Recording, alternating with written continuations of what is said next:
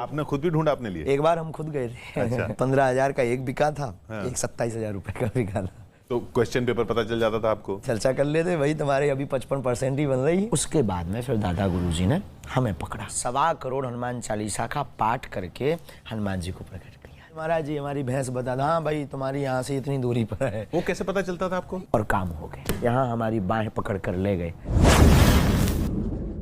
आपने कई सारे चमत्कार देखे होंगे, कई सारी सिद्धियां देखी होगी और आप चाहते हैं कि काश हमारे पास भी ऐसी सिद्धियां होती। बाबा बागेश्वर धाम के जो पीठाधीश्वर हैं धीरेन्द्र कृष्ण शास्त्री जी, वो जिस तरीके का सिद्धि का प्रयोग करके लोगों की मन की बात बताते हैं, भविष्यवाणी बता देते हैं, आप भी चाहते हैं कि हमारे पास ऐसी सिद्धियां आ जाए। और क्या ऐसी पद्धति है, आज के इस वीडियो में आप स्वयं देखेंगे कि स्वयं बाबा धीरेन्द्र कृष्ण शास्त्री उन्होंने खुद बताया है कि ये सिद्धि उनके पास कैसे आई है। तो पहले आप इस वीडियो को देख लीजिए, फिर इस पे आगे बात करते हैं कि इस तरह की सिद्धियों को आप कैसे प्राप्त कर सकते हैं। हमारे सनातन धर्म में क्या क्या इसका विधि विधान है। तो चलिए पहले इसको देखते हैं। रात को हम गए, बस प्रणाम किया और घटना घटनी थी सो घट गई। उस रात में हमारी ज़िंदगी की एक नई शुरुआत हुई। उन्होंने स्नान करवाया, हनुमान चालीसा कुछ प्रयोग करवाए, विधि करवाई। उन विधि को करने के बाद वो बागेश्वर महादेव के मंदिर के पास यहाँ हमारी बाहें पकड़ कर ले गए। और हमारे महापुरुष, गुरु तो गुरु, बहुत 7-8 फीट के थे हमारे दादाजी, और अद्भुत महापुरुष, सिद्ध पुरुष। और बस उसी रात को एक घटना घटती है और वो जा कर के होता है कुछ ऐसी घटना जो टीवी का विषय नहीं है। एक लाइट जैसी होती है, एक लाइट जैसा प्रकाश होता है और हम भयभीत तो हो ही जाते हैं, बच्चे हैं तो बहुत अति भयभीत हो गए। लेकिन उन्होंने हमारी पीठ थपथपाते हुए कहा, कह दो तुम हमारे हो हम तुम्हारे। और बस हमने कह दिया तुम हमारे और हम तुम्हारे, और काम हो गए। उसके बाद फिर धाम में आपने बैठना शुरू किया? उसके बाद पहले तो कर्मकांड, रोज जाना बागेश्वर, वही सेवा पूजा करना, जो परंपरा थी वो परंपरा का निर्वहन करना। फिर 2012 के बाद हम परमानेंट वहाँ धाम पर रुके। अच्छा। वहाँ झोपड़ी बनाई, सेवा की। फिर शनिवार वो वही चीज़ें जो दादा गुरुजी करते थे, तो गांव के लोग आते थे, किसी का पेट दर्द कर रहा, किसी की भैंस गुम गई, किसी की बकरी गुम गई। तो अब गांव का काम है, तो आसपास के लोग आते, महाराज जी हमारी भैंस बता था, हाँ भाई तुम्हारी यहाँ से इतनी दूरी पर है। वो कैसे पता चलता था आपको? ये गुरु कृपा, यही हमारे परिवार पर जो कि दादा गुरुजी के जो दादाजी थे श्री सन्यासी बाबा, जिनका हम जयकारा लगाते हैं, उन्होंने 1.25 करोड़ हनुमान चालीसा का पाठ करके हनुमान जी को प्रकट किया था। तो हनुमान जी ने प्रकट होके कहा था, साक्षात्कार करके कि जाओ इस धाम पर अब जो भी आएगा वो झोली भर कर लेकर जाएगा और तुम्हारे वंश में एक न एक यहाँ सेवा करेगा। तो वो प्राप्ति हुई सन्यासी बाबा को, उन्होंने दी दादा गुरुजी को। दादा गुरुजी ने फिर एक हमारे चाचा जी थे, कुछ दिन वो भी बैठे, अकस्मात उनका शरीर शांत हो गया किसी कारणों से। फिर उसके बाद में फिर दादा गुरुजी ने हमें पकड़ा कि अब तुम सेवा करो। तो ये हमारी कोई नई चीज़ नहीं है, हमारी ये परंपरा में है। लोगों की विचार बताना, लोगों को समाधान देना, ये हमारे वंश में। ये जो हमारे पास परंपरा, ये भी आज की नहीं, महर्षि वाल्मीकि के समय की। महर्षि वाल्मीकि ने पर्चे पर लिख कर रख दिया था कि आतताई रावण के वध करने के लिए अयोध्या की नगरी में दशरथ नंदन भगवान श्री राम होंगे, केवट का कल्याण करेंगे, सबरी के घर जाएंगे, लंका पार करेंगे, राम सेतु बनाएंगे और रावण का वध करेंगे। जो जो उन्होंने पर्चे पर लिखा वो यथार्थ हुआ। वैसे ही उसी परंपरा का ये दरबार है, जो पर्चे पर लिख जाता वो गुरु कृपा से यथार्थ हो जाता। अच्छा, स्कूल भी जाते रहे उसके साथ साथ आप? हाँ, बहुत उपद्रवी रहे। तो स्कूल में फिर बच्चे पूछते होंगे यही सब? बच्चे याद है? हाँ। साथ में सहपाठी, बताओ कौन सा सब्जेक्ट हो रहा है, गड़बड़।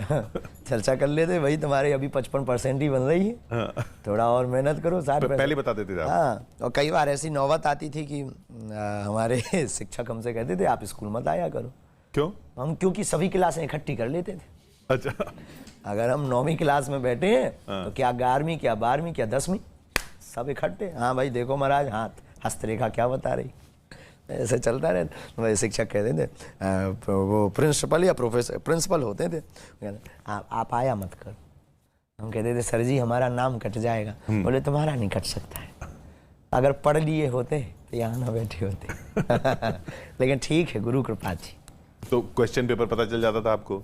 नहीं, हमने अपने लिए कभी निजी जीवन के लिए अपनी साधनाओं का और बालाजी की कृपा का सिद्धि का प्रयोग नहीं किया आज तक नहीं।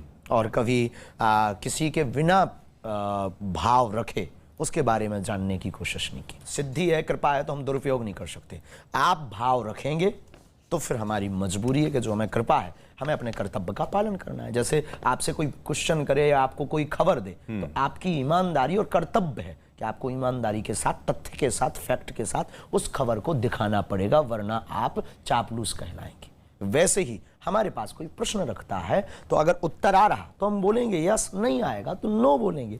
तो मजबूरी है, पर हम पहले से कि हमें इस बारे आदमी के बारे में जान के रखना है, तो ये हमारे प्रोटोकॉल में नहीं और हमारी सिद्धि के प्रोटोकॉल में। कोई आपके पास ऐसा सवाल लेके आता है जो आपको, जो जिसके लिए आपने मना कर दिया हो कि नहीं ये नहीं बताना चाहिए, ये समाज के लिए? बहुत बार आया, 4 से 5 बार। गड़े हुए धन के बारे में। अच्छा। हमारे बगल में एक डिस्ट्रिक्ट है पन्ना। हाँ। पन्ना में हीरा पाया जाता है। तो वहाँ के शुरुआत में तो हमने भी 2-4 खेल किए। जब फिर बाद में गुरुजी ने मना किया कि उचित नहीं है, लोगों को मिल गया, लाइन लगने लगी लंबी, लोग खदानों पर ले जाने लगे, फिर तो आफत होने लगी। कहीं माता जी का सपोर्ट, कहीं मामा जी का सपोर्ट, और उस वक्त तो उतनी व्यवस्थाएं भी हमारी ठीक ठाक नहीं थी, तो कई लोगों को मिल गया, वो प्रचार हो गया। तो फिर हमने, क्या आप बता देते हो हीरा कहाँ? हीरा मिल जाता है। हाँ। तो आपने खुद भी ढूंढा अपने लिए? एक बार हम खुद गए थे। अच्छा। वहाँ से छोटे, लेकिन ठीक है, छोटे सम्मान किया था उस भूमि ने हमारा। तो वहाँ से छोटे 15,000 का एक बिका था। हाँ। एक 27,000 रुपये का बिका था। देखिए, जहाँ तक सिद्धियों की बात है तो सिद्धि प्राप्त करना कोई भी मुश्किल काम नहीं है। जैसा कि बाबा धीरेन्द्र कृष्ण शास्त्री ने आपको बताया कि उनके दादा गुरुजी 125 करोड़ हनुमान चालीसा का पाठ करके उनको सिद्धि प्राप्त हुई। फिर उनके दादाजी, फिर उनके एक और चाचा जी थे, फिर इन्होंने, धीरेन्द्र कृष्ण शास्त्री जी ने सिद्धि प्राप्त किया है। और अगर आप महाभागवत पुराण पढ़ेंगे तो उसमें 18 सिद्धियों का जिक्र किया गया है, जो भगवान कृष्ण स्वयं उद्धव जी को बताते हैं।